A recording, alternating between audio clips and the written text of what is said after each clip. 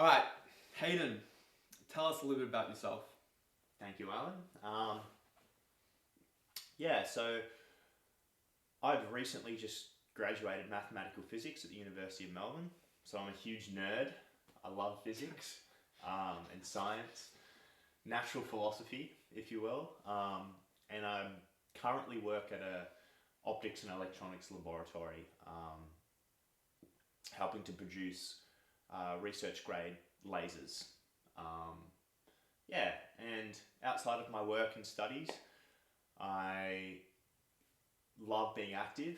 So I play on a basketball team, I play mixed netball, I go to the gym, I love to run. Um, I also love to write as well. So really being introspective and exploring aspects of myself through my writing and journaling. And I also love spending time with my mates, my very close friends. So yeah, Awesome. yeah. A couple of days ago, we were at work and we were talking about relationships, our current and past relationships, and you brought up something which I found very interesting. You mentioned love is an act of courage, and I would love for you to explore that topic a little bit further if you No can. pun intended, or No pun intended. yeah. So love being an act of courage. But first off, can you explain to us what your definition of love is? Because I think everyone has an idea of what they have, idea of what love is in their head. But before we go further, can you just define love in your terms first? Yeah. I think there'll be. Oh, that's tough. That's a tough question. Could you point to a scenario or a character even? Well, I think I can draw on what I'm focusing on at the moment, which is cultivating a more loving relationship with myself and what that looks like. And what does that look like? Yeah. Like, what does it mean to love oneself? Yeah. Please. So I think I'm going to go a little bit off topic and then I'll come back to the main point. But I think we first have to ask ourselves what are some real fundamental things about the human experience, right? One thing is pain and suffering. Try arguing that away. You can't. I guess first tenet of Buddhism, desire is the root of all suffering. Yeah, well, I mean, it's also a very real experience, right? Like, because it's such a real experience, try arguing it away. You're not going to be able to do it. Pain and suffering is very real, real part of the human experience. And I'm someone who has gone through my own pain and suffering, and I've been exploring my faith in the fact that there must be something more fundamental and more real in pain and suffering that is going to allow me to transcend that pain and suffering. And for me, that is love. And so what does that look like for me? For me, it means holding space for all my emotions, good and bad, and recognizing that I'm allowed to have those emotions, that I accept those emotions. I accept my pain and suffering. I accept the good things that are happening in my life, right? I hold space for all of those things and hold compassion for those things and nurture and care. It's like my heart, metaphorically, I've got my heart in my hands and I'm holding it delicately and not being rough with it, which we do tend to do actually a lot of the time, self-blame, shame, beating ourselves up. Beating ourselves up, right? That metaphorically, that's analogous to having your own heart in your own hands and just scrunching it up, right? Instead of doing those things, I hold compassion for myself and nurture myself. So for me, that's what love looks like for me. And then we can extend that and say that's how you can use love to treat other people, how you can relate to others. So, love is to you the ability to accept your emotions, Yeah. Hold space for them hold space for them. with compassion. Yeah. And not to run away from your own human experience, but to hold your human experience in a compassionate manner. Mm. Yeah. And so going back to our original question, how is love an act of courage then? Yeah. What makes So- you courageous? So, yeah, this is good because I spoke about pain and suffering, right? And drawing on my own experiences, my pain and suffering has been a result of relationships, and relationships involve love. Mm. So, how does pain and suffering point to the fact that love is an act of courage? Well, when you've engaged in a relationship and you've expressed your love for another person, but that has caused you pain and suffering, then the next time you go to love someone, it is an act of courage because you've had a previous experience that tells you what the possible consequences are of loving another, right? So you're no longer naive when you enter the relationship. You Yeah. know all the possibilities of where the relationship could Not go. all the possibilities, but the possibilities that you have experienced. Mm. And everyone's experiences are different, right? So one example that everyone experiences when they leave a relationship is a degree of grief.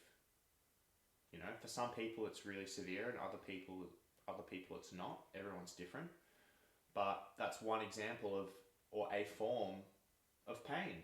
Grief is painful, right? And if it's severe enough, then it's going to take you a long time to heal, but it's also imprinted in your memory and a reminder to you what the consequences might be if you engage in love again, right? So once someone knows what could happen, then the next logical step from that is to... Well, it's not even logical.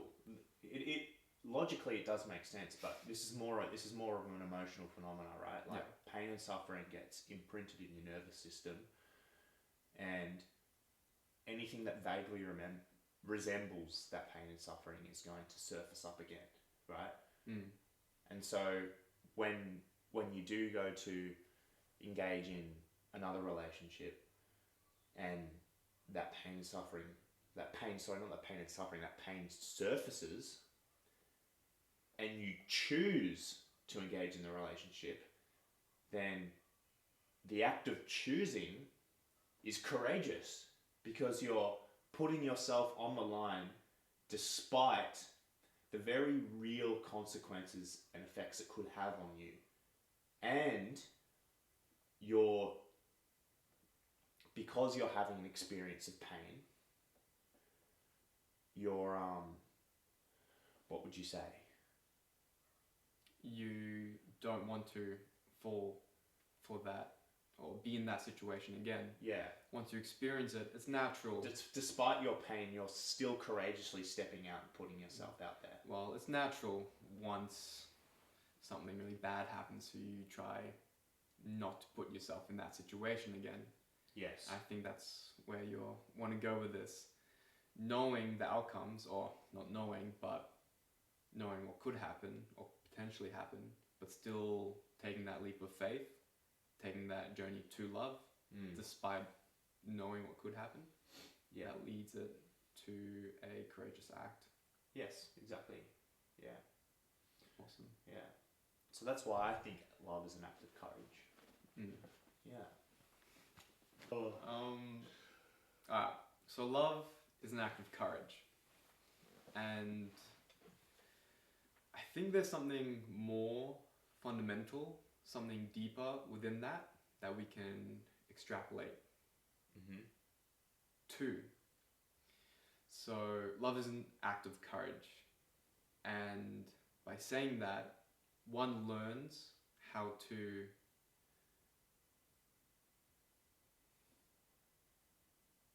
fundamentally, what they're trying to do when they fully accept that love is an act of courage, they're trying to minimize suffering. So through the act of I would say maybe confront their suffering. confront the suffering. Mm. Can you elaborate? Yeah, I can. So one of the last points that I made was that when you decide to love, despite your suffering, right? If you're in pain and you are suffering, and you decide to love, then the act of loving, despite what you're experiencing, means you have to confront and move through those experiences. Knowing what could go wrong, but still taking a leap of faith is an act of courage. Exactly right. But it's more about confronting, right? You can't run away from it, right? You have to carry it with you. Mm. Yeah. And what I was trying to say is that that whole thought, the whole idea, is a way to fundamentally minimize suffering. Yeah. And through that, we can live more peacefully in the world. Yeah. Like we're using this idea to, basically minimize suffering. So minimize suffering, and are you saying to become a better version of ourselves? Actually, I don't think that necessarily follows. Like, one can minimize suffering but be completely a bad person. Okay. Yeah.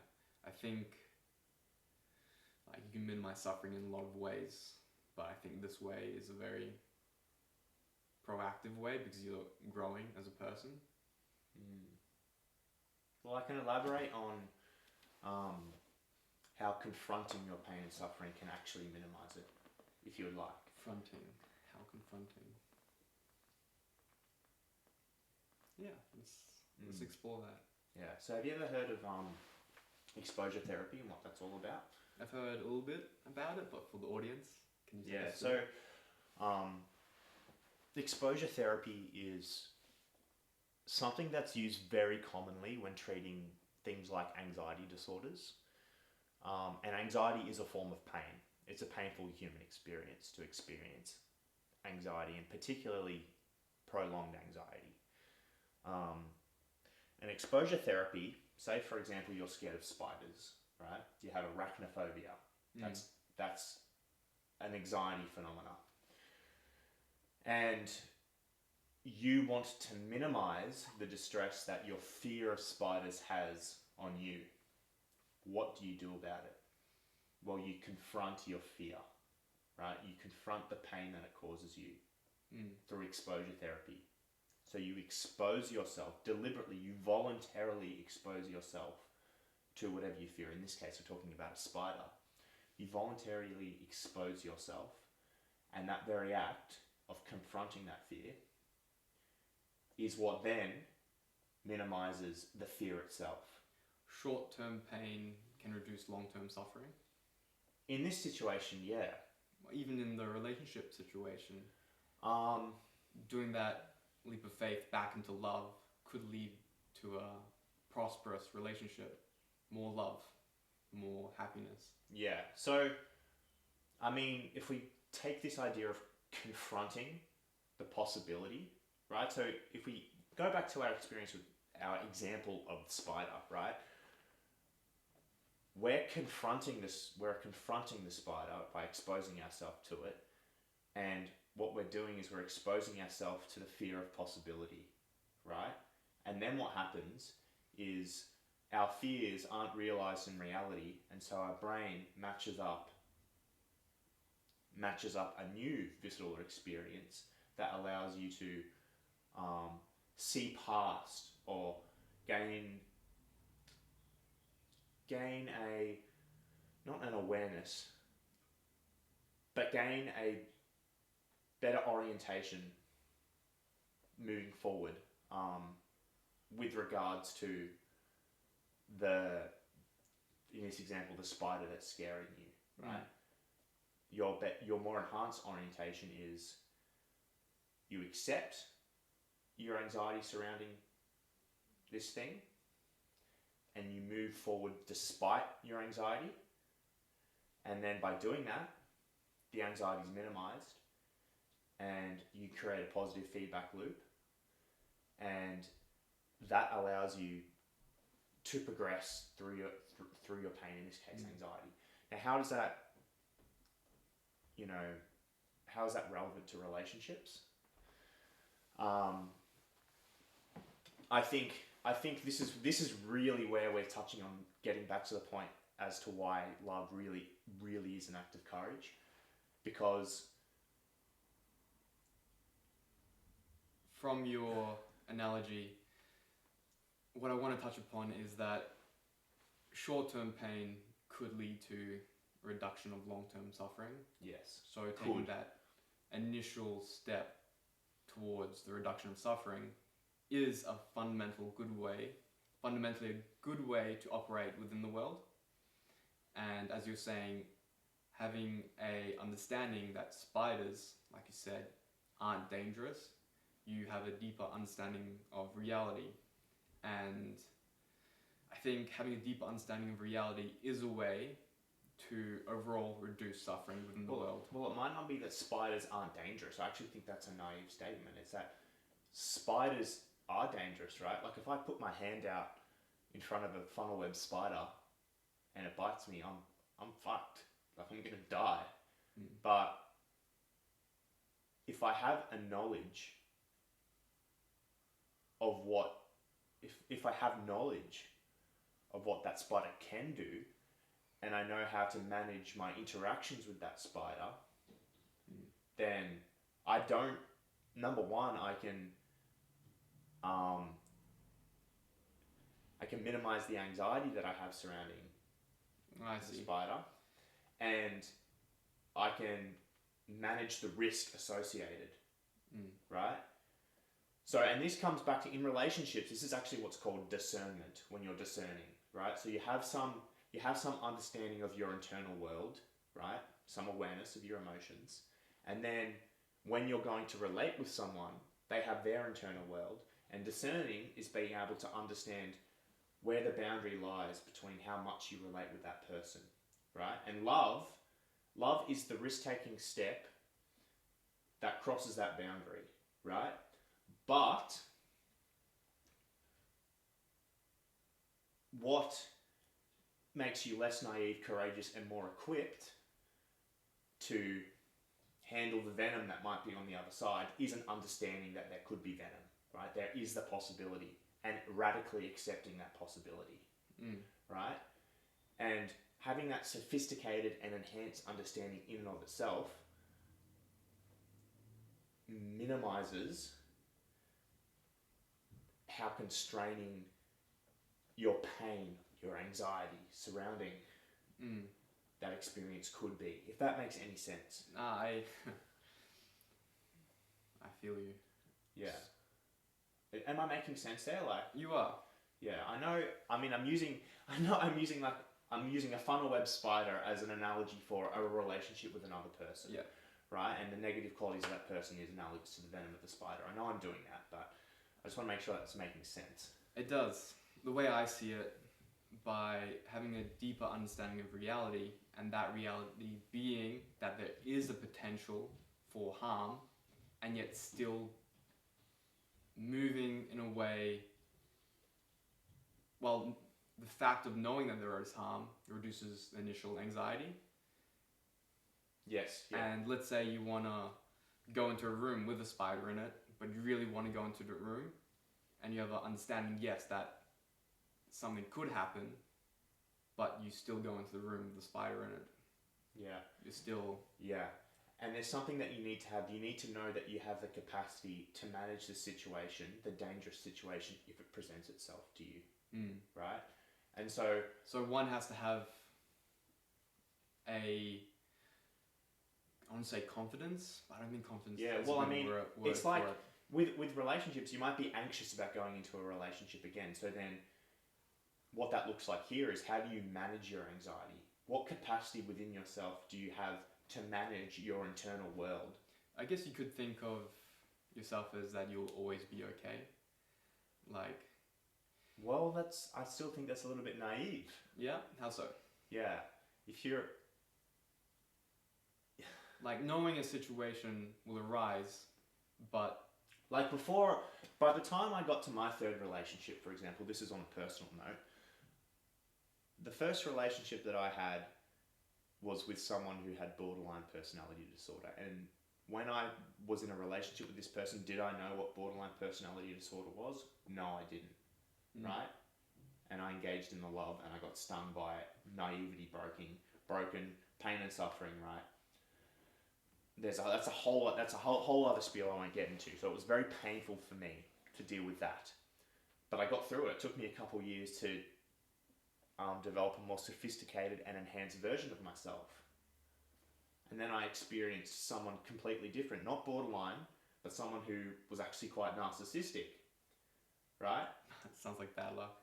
It's bad luck, but that's the game we play in life. And the experiences I had with that shattered my naivety again, right? And to move forward from that, I've had to gain confront the pain that it's caused me and gain a more sophisticated understanding of myself and the world around me. That there are people like that exist out there, right? And I now have the capacity I have an understanding of what those people are like. I have an understanding of myself, and I also have agency to manage situations and people like that in the future. That's what I'm trying to say, that having confidence in yourself to work through situations can lead to the idea that you will always be okay, like after relationships. But I guess my point is that did I know that you never fully know, right? That's why it's courageous. You never fully know. That's why it's courageous. So you can never, I don't think you can ever be fully confident that you're going to be okay. There is always going to be a risk that you're not going to be okay. Like there are people out there who are so psychologically scarred from the experiences that they've had that they don't ever recover. It's always a risk. That's the point I'm trying to make. And I'm saying, and I'm using my example of, I know it is a little bit of bad luck, but like that's the risk that we take. So why do that leap of faith in the first place if you don't know if you're going to be okay? Like, you said that being a more enhanced version of myself that I am today. At least what I'm trying to say is it worth it then? Yes, if because you don't know.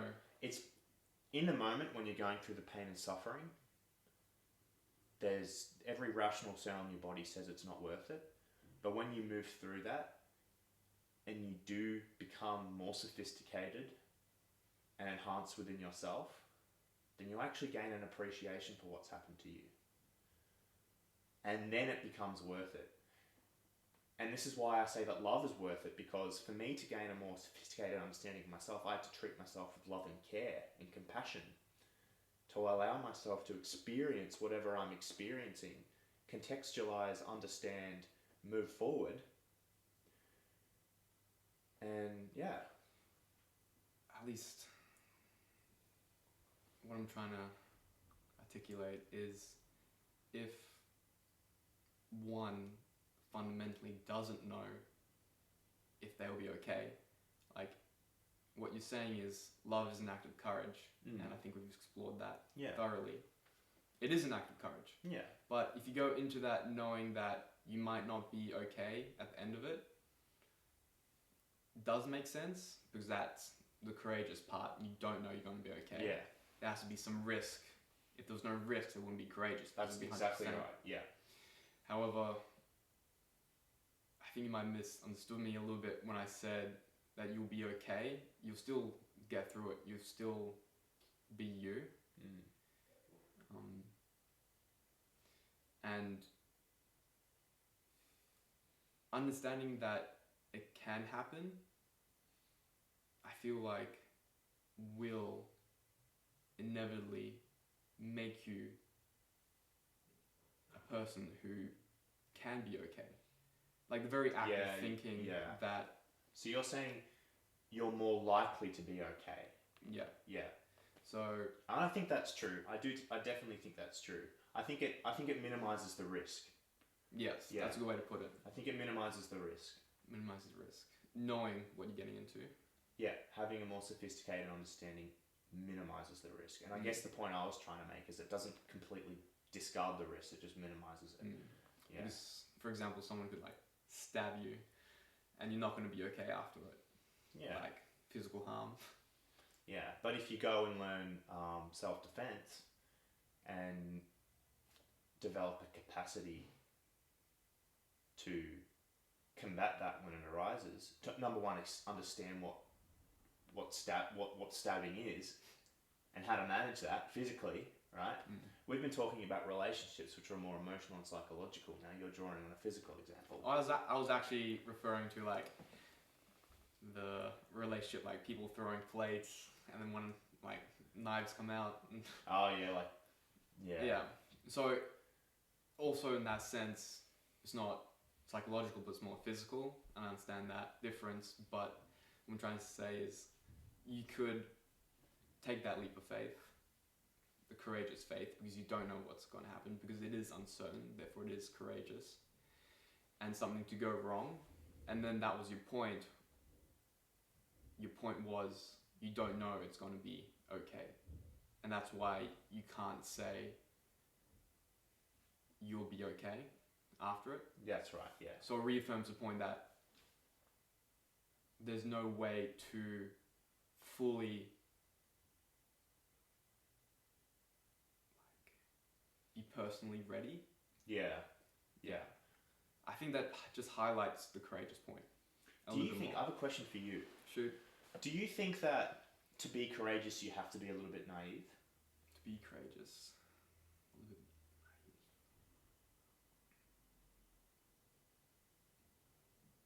naive. I do think so. You have to have Why that. do you think so? Like we were just saying, you have to have that hope that will turn out well. And you think that that hope is, in essence, naivety? If there was no hope, sorry, I changed it to hope. Hope that's okay. Another pun. The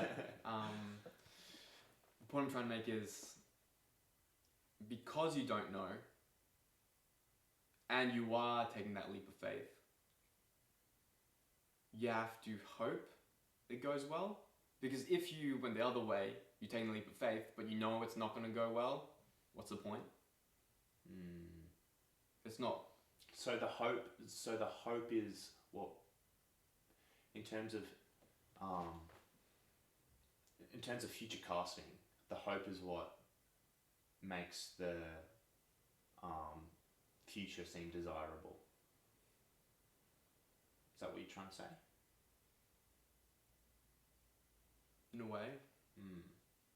So the hope is what makes the future desirable. I think there's a lot of truth to that, actually.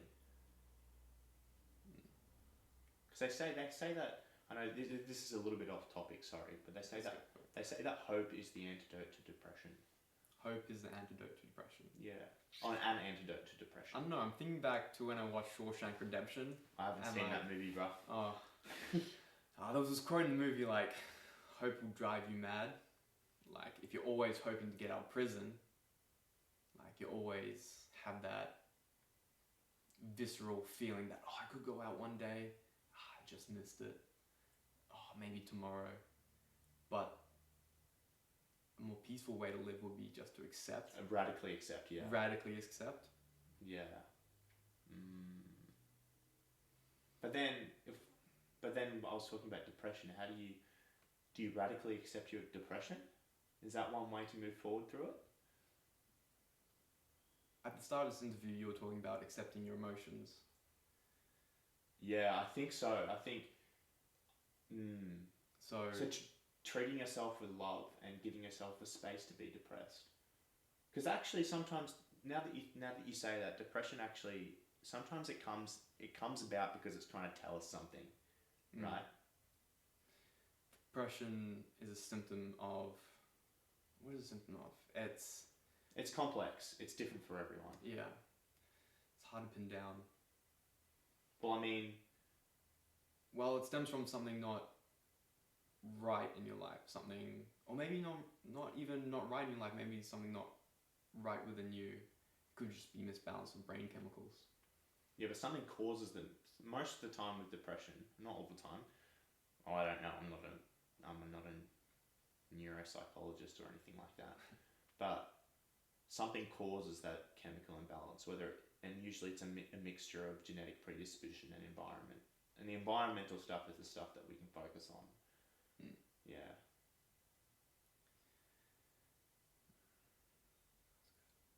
Yeah. So maybe hope is not the antidote to depression. Maybe acceptance is. And part of acceptance is loving yourself. And loving yourself.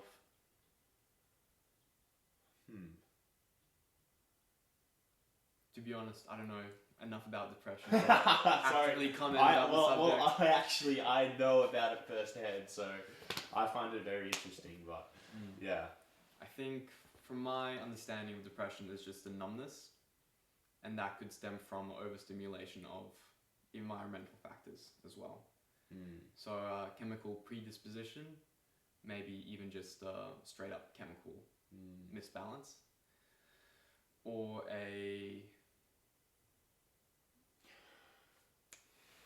maybe something just is too much for you, and then you shut down. Well, for me, and you don't feel anything, and you're just numb. Through my journey of trying to develop a more enhanced version of myself, developing more sophisticated understanding of myself, I came to understand a few things as to why I got depressed. And one of those things was that I was trying to run away from my suffering. I had terrible anxiety, right? And it got really bad. Hypervigilance, self-blame. It got really, really bad. And there's a part of me that wants to show up for life, but I've got this part of me that's hurting. And the way I responded to it was, oh my God, what's wrong with me? Something's wrong with me. I can't be feeling this way. Like, there's got to be some way around it. So in essence, I was running away from my pain. Instead, what I should do is go and confront it and compassionately care for it and accept it. And accept it in a way that allows me to blossom and transform. And I think that's where I got stuck, and that's where I got wrong. And the depression was because I was abandoning myself.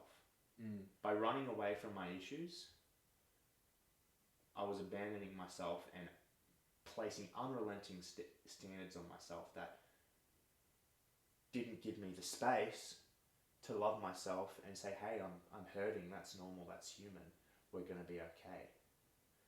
So I think you're right. I think acceptance is more like hope is not the antidote, but it's more acceptance. Yeah. Does that make sense, like what I was just saying there? It does. But the problem I have with acceptance, though, is like acceptance. Well, it's not just acceptance. There's a sorry to cut you off again. No stress. So I'm not gonna claim this acronym's mine. So there's a brilliant individual named Gabor Mate. I think he's a psychiatrist, a psychologist. He has an acronym, and it's RAIN. It stands for recognize, accept, investigate, and nurture. Right? So when you're in pain and you're hurting, which I was, recognize that I'm in pain. Accept that I'm in pain. Be curious about it, which is investigate. So that curiosity is like compassionate inquiry. That's the confrontation within yourself. And then the nurture is the part that allows you to grow and move beyond it. Whereas instead of doing that, I was recognizing it, not accepting it, obsessing over it, and all of those three things was not nurture.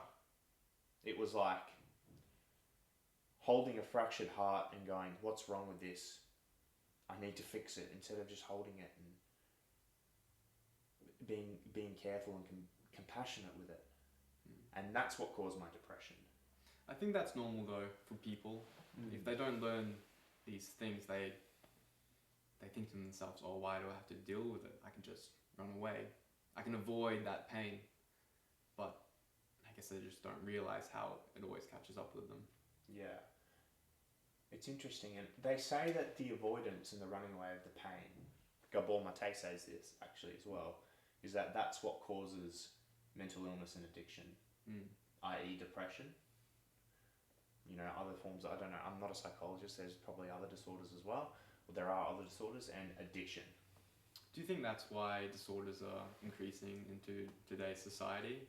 Like, when you said that, it reminds me of, we don't have time to really unpack how we feel, and therefore we just run away. I think we're so disconnected from ourselves in today's society. Yeah. Like, how many people pull out their phone? That's exactly where I want you to go with Yeah. this. They're running away through media. So instead of dealing with it or unpacking it, they automatically take out their phone Yeah. to get that dopamine hit. And I think it's an unconscious thing that's become programmed within themselves now. They just do it.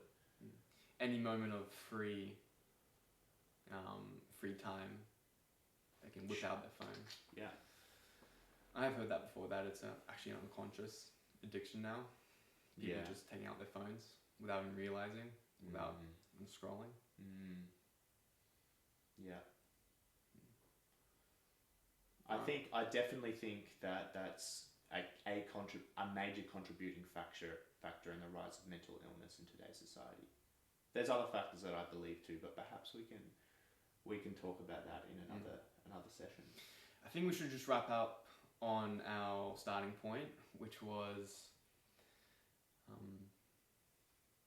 what was it? It was,